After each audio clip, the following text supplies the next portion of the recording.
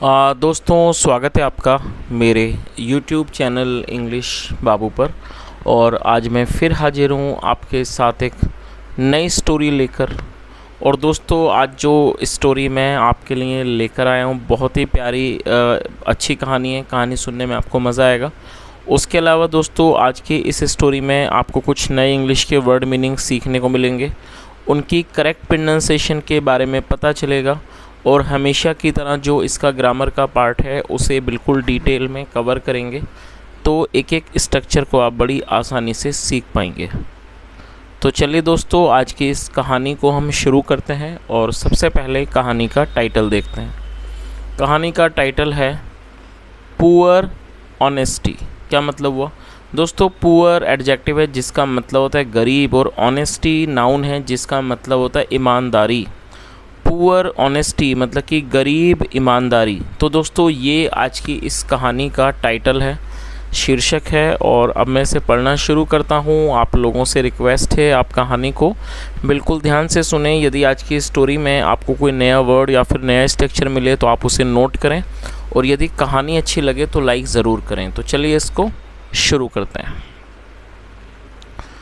Tathacharya was the Rajguru at the court. क्या मतलब हुआ दोस्तों? ये जो वाक्य है ये सिंपल पास्ट का वाक्य है, और जब हम सिंपल पास्ट में कोई वाक्य बनाते हैं तो वहाँ वॉज या वर्ब का प्रयोग हेल्पिंग वर्ब के रूप में किया जाता है, साथ में नाउन या एडजेक्टिव को लेकर वाक्य बनाया जाता है।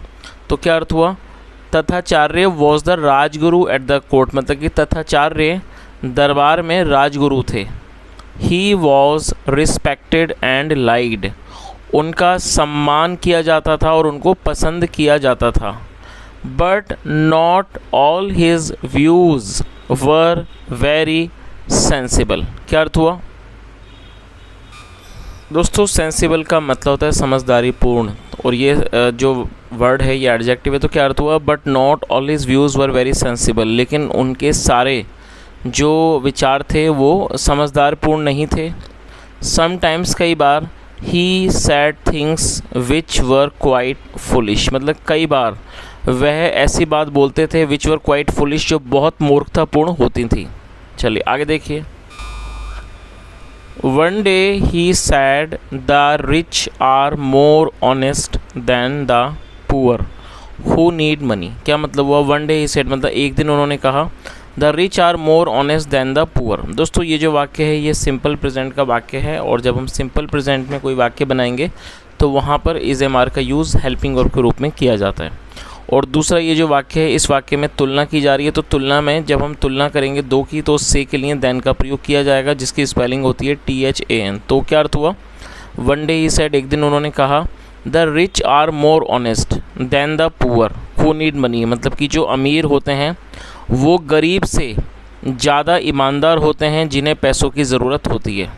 सो इसलिए they steal and commit crimes. Steal का मतलब चुराना, और दोस्तों दे का मतलब होता है वे या वे लोग। जब सब्जेक्ट में एक से ज़्यादा लोग शामिल होते हैं तो दे का प्रयोग सब्जेक्ट के रूप में किया जाता है। तो उन्होंने आगे क्या कहा? इसलिए दे स्टील वो चुराते हैं, चोरी करते हैं, एंड कमिट क्राइम्स और वो अपराध करते हैं। मोर ऑफन मतलब वो ज़्यादा, अक्सर वो क्राइम करते हैं, अक्सर वो अपराध करते हैं। None argued with him. दोस्तों आर्ग्यू का मतलब बहस करना, और ये सेकंड फॉर्म है। नन आर्ग्यूड विद हिम मतलब उनसे किसी ने भी बहस नहीं की। But Tenali Raman listening to him लेकिन जो तेनालीरामन थे वो उनको सुन रहे थे। क्वाइटली मतलब कि खामोशी से। डिसाइडेड उन्होंने फैसला किया that he would prove to the Rajguru मतलब क्या हुआ कि वो राजगुरु को साबित करेंगे दैट ही वॉज मिस्टेकन कि वो गलती मतलब कि उन्होंने गलती की है। तो दोस्तों इस पूरी लाइन का क्या अर्थ हुआ कि जो तेनालीराम थे वो उनकी बात को बड़े मतलब कि सुन रहे थे खामोशी से, और उन्होंने फैसला कि वो he would prove to the Rajguru मतलब वो राजगुरु को साबित करेंगे दैट ही वॉज मिस्टेकन कि उन्होंने गलती की है। चलिए आगे देखिए।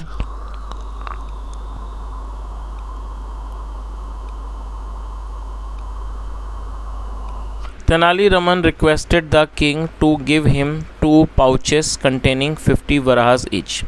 दोस्तों ये भी पास्ट का ही अफर्मेटिव वाक्य है जहाँ सेकंड फॉर्म लगाई गई है। रिक्वेस्ट का मतलब होता है अनुरोध करना, second form requested. Tenaliraman requested the king to give him 2 pouches containing 50 varahas. क्या अर्थ हुआ कि तेनालीरामन ने राजा से अनुरोध किया कि वह उनको 2 थैलियाँ दें जिनमें 50 वराहज ईच, मतलब जिनमें प्रत्येक में 50 वराहज हों। और दोस्तों वराहज का मतलब होता है गोल्ड कॉइन, सोने के सिक्के को वराहज कहा जाता है। तो जो तेनालीरामन थे उन्होंने राजा से अनुरोध किया कि वो उन्हें 2 थैलियाँ दें 50-50 जिसमें 50-50 वराहज हों। The king was always ready to help Tenaliraman, और जो राजा थे वो हमेशा ही तेनालीरामन की मदद करने के लिए तैयार होते थे। बिकॉज क्योंकि ही न्यू, वह जानते थे, दैट कि the man was not dishonest, कि जो आदमी है वो बेईमान नहीं है। आगे देखिए,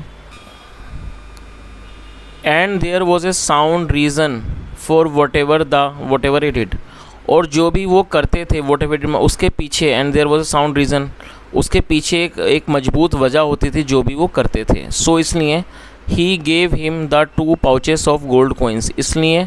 और दोस्तों ये भी पास्ट का ही अफर्मेटिव वाक्य है जहाँ सेकंड फॉर्म लगाई गई है, गिव मतलब देना, second form gave. So he gave him 2 pouches of gold coins, इसलिए उन्होंने उनको 2 सोने के सिक्कों के जो थैलियाँ थी, पाउच मतलब थैलियाँ, वो दे दी। आगे देखिए, there was a forest close by through, मतलब वहाँ पर एक जंगल था, क्लोज बाय मतलब कि नज़दीक में एक जंगल था, through which travellers had to pass to reach Hampi. और दोस्तों पास थ्रू का मतलब होता है कहीं से होकर गुजरना। तो क्या अर्थ हुआ कि देयर वॉज ए फॉरेस्ट, मतलब क्लोज बाय मतलब वहाँ नज़दीक में एक जंगल था, by close by, through which travellers had to pass to reach Hampi. और दोस्तों ट्रैवलर्स मतलब होता है यात्री, और ये जो वाक्य है ये पास्ट का फोर्स एक्शन है जहाँ हैड टू का यूज़ हेल्पिंग वर्ब के रूप में किया जाता है। तो इसका क्या अर्थ हुआ कि वहाँ नज़दीक में एक जंगल था, बाय थ्रू मतलब जिसके माध्यम से, जिसमें से होकर जो यात्री थे उनको गुजरना पड़ता था, टू रीच हम्पी पहुँचने के लिए यात्रियों को वहाँ से होकर गुजरना पड़ता था। द नेक्स्ट इवनिंग मतलब कि अगली शाम, Tenali Raman dropped 1 pouch on the path. दोस्तों ड्रॉप का मतलब गिराना, मतलब तेनालीरामन थे उन्होंने गिरा दिया 1 pouch on the path. Path मतलब कि मार्ग पर, या कह सकते हैं सड़क पर, वैसे से मार्ग कहते हैं, मार्ग पर उन्होंने एक जो थैली थी उसको गिरा दिया। And hid behind a tree, और दोस्तों ये भी पास्ट का ही अफर्मेटिव वाक्य है। हाइड का मतलब छुपना, छुपाना, सेकंड फॉर्म में हिड। तो क्या अर्थ हुआ, and hid behind a tree, और एक पेड़ के पीछे छुप गए। टू सी देखने के लिए, व्हाट हैपेंड मतलब कि क्या होगा, क्या होता है ये देखने के लिए वो एक पेड़ के पीछे छुप गए।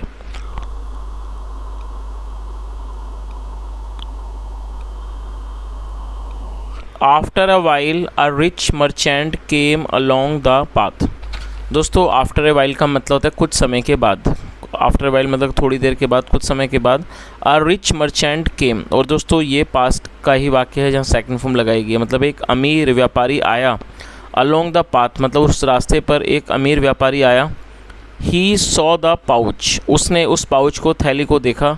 एंड पिक्ड इट अप, और उसको उठा लिया। क्विकली मतलब जल्दी से। ही लुक्ड अराउंड, उसने आसपास देखा। लुक मतलब देखना, second form looked. He quickly he looked around मतलब जल्दी से उसने आसपास देखा। एंड सीइंग, और ये देख कर, दैट ही वॉज अलोन, कि वो अकेला है। ही slipped it into his bag, slip मतलब सरकाना, ही स्लिप्ड इट उसने उसको सरका दिया, इनटू हिज बैग उसने मतलब उस पाउच को अपने बैग में, अपने थैले में सरका दिया। Then he went along on his way back home, और उसके बाद वो चला गया along on his way back home, अपने घर जाने के रास्ते पर वो चला गया। आगे देखिए, द इवनिंग आफ्टर दैट मतलब कि शाम को, उसके बाद। Tenali Raman put the second pouch on the path, मतलब तेनालीरामन ने जो सेकंड पाउच था, दूसरा जो थैली थी उसको रख दिया। पुट मतलब रखना, रख दिया। ऑन द पाथ मार्ग पर रख दिया। एंड अगेन वेटेड, और दोबारा उन्होंने इंतज़ार किया। टू सी देखने के लिए, व्हाट हैपेंड कि क्या होता है, इस चीज़ को देखने के लिए उन्होंने दोबारा से इंतज़ार किया। आगे देखिए, दिस टाइम इस बार। ही सॉ उन्होंने देखा। अ वुड कटर, दोस्तों वुड कटर का मतलब होता है लकड़ी काटने वाला, जिसे लकड़हारा कहते हैं, उसे इंग्लिश में वुड कटर कहा जाता है। दिस टाइम का मतलब हुआ इस बार। ही सॉ, और दोस्तों सी का मतलब देखना, सेकंड फॉर्म सॉ, और ये पास्ट का ही अफर्मेटिव वाक्य है। इस बार उन्होंने देखा। He saw a would cutter returning home, की जो एक वुड कटर है, लकड़ काटने वाला है, रिटर्निंग होम वो घर वापस लौट रहा है। He carried a small bundle of wood on his head, और दोस्तों कैरी का मतलब ढोना, और वो ढो के ले जा रहा था स्मॉल बंडल, एक छोटी सी गठरी को, ऑफ वुड, लकड़ी की, ऑन हिज हेड। क्या अर्थ हुआ कि वो एक छोटी सी मतलब कि लकड़ी का जो वुड का जो बंडल था, ढेर था, उसको वो अपने सर पर ढोकर ले जा रहा था। आगे देखिए,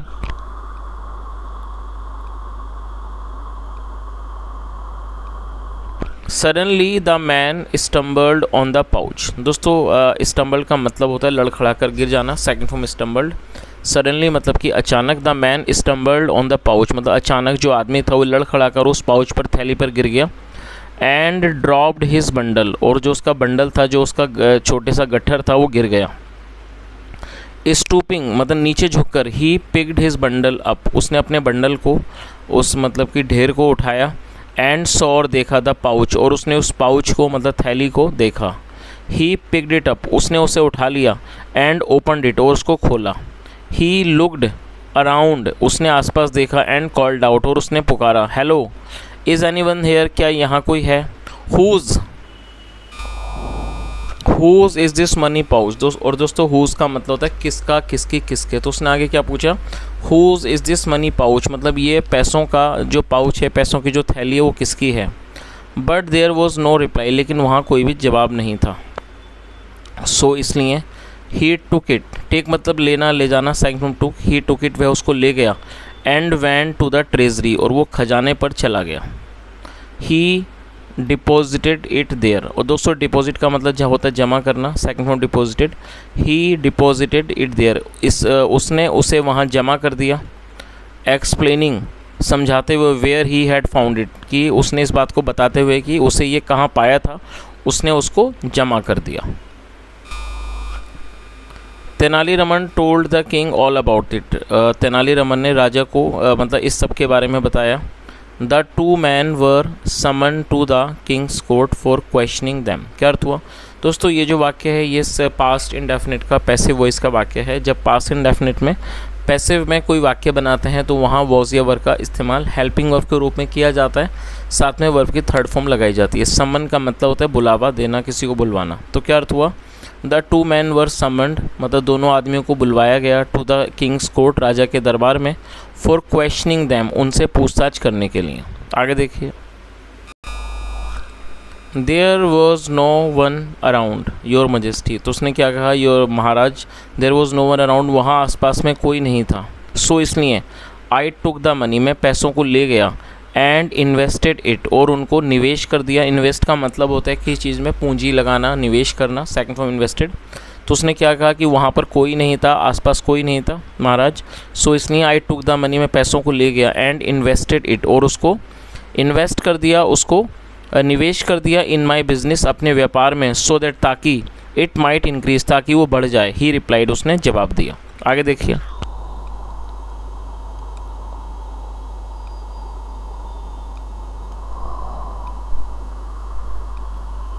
and what about you my good man, the king asked the poor woodcutter, मतलब कि the king asked the poor woodcutter मतलब कि राजा ने गरीब लक्कड़हारे से पूछा। And what about you my good man, और आपका क्या कहना है मेरे भले आदमी।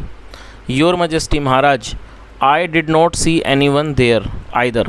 दोस्तों ये जो वाक्य है ये पास्ट इंडेफिनिट का नेगेटिव वाक्य है, और जब हम पास्ट इंडेफिनिट में कोई भी नेगेटिव वाक्य बनाते हैं तो सब्जेक्ट के बाद डिड नॉट का यूज़ किया जाता है, साथ में वर्ब की फर्स्ट फॉर्म लगाई जाती है। तो क्या अर्थ हुआ, उसने क्या कहा कि महाराज, I did not see anyone there either, मैंने भी वहाँ किसी को नहीं देखा। But the money was not mine, लेकिन जो पैसे थे वो मेरे नहीं थे। सो इसलिए I deposited it in the treasury, इसलिए मैंने उन्हें खजाने में जमा कर दिया।